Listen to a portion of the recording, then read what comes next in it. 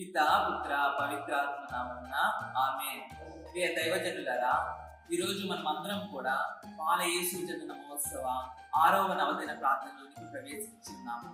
ఈరోజు ఒక ముఖ్య ఉద్దేశం ఏమిటంటే శ్రద్ధ ప్రపంచంలో మౌనం. ప్రియ దైవజనులారా, మార్కు శుభవార్త 1వ అధ్యాయం 35వ వచనం ఈ విధంగా సెలవిస్తుంది. ప్రాతకాలమున ఇంకా చీకటిగా ఉండగానే యేసు ప్రభు గారు నిద్ర లేచి ఒంటరిగా ఉన్న ప్రాంతానికి వెళ్ళి ప్రార్థన చేశారు. ప్రియ దైవజనులారా, మన యొక్క పరిసరాలంతయు శబ్ద కాలుష్యంతో నిన్నటువంటి యొక్క ఆధునిక కాలంలో ఎంతవరకు మనము మౌనంగా ఉండి ప్రార్థిస్తున్నామో అని ఆధ్యాత్మికంగా మనల్ని మనం ప్రశ్నించుకోవాలి.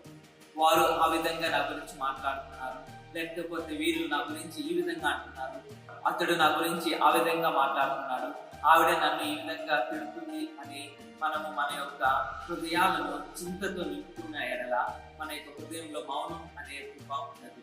కాబట్టి ఈ యొక్క ఆధునిక ప్రపంచంలో, మరి ముఖ్యంగా శబ్ద కాలుష్యంతో నిండినటువంటి యొక్క ఆధునిక ప్రపంచంలో ఎంతవరకు మనము మౌనంగా ఉన్నామో మనల్ని మనం ప్రశ్నించుకోవాలి. గొప్ప ఫిలాసఫర్ సోక్రటీస్ ఈ విధంగా పలుకుతూ ఉంటారు, knowing one self is the greatest wisdom. ఒకరిని ఒకరు పరిపూర్ణంగా తెలుసుకోవడం అనేది, వారికి పొందినటువంటి పరిజ్ఞానం అనేది ఈ యొక్క సోక్రటీస్ తత్వశాస్త్ర బోధకులు అంటున్నారు. కాబట్టి ప్రియ దైవజనులారా, మనం అందరం కూడా ఏ విధంగా యొక్క ఆగమన కాలంలో మౌనంగా ఉండి ప్రార్థించుకుంటున్నామో ప్రశ్నించుకుందాం. అదేవిధంగా ఆ దేవాది దేవుడి యొక్క కృప వలన ఆ యొక్క బాల యేసుని మన యొక్క హృదయంలోకి ఆహ్వానించుకుందాం. ఆమేన్. పితా పుత్ర పవిత్రాత్మ నామమున ఆమేన్.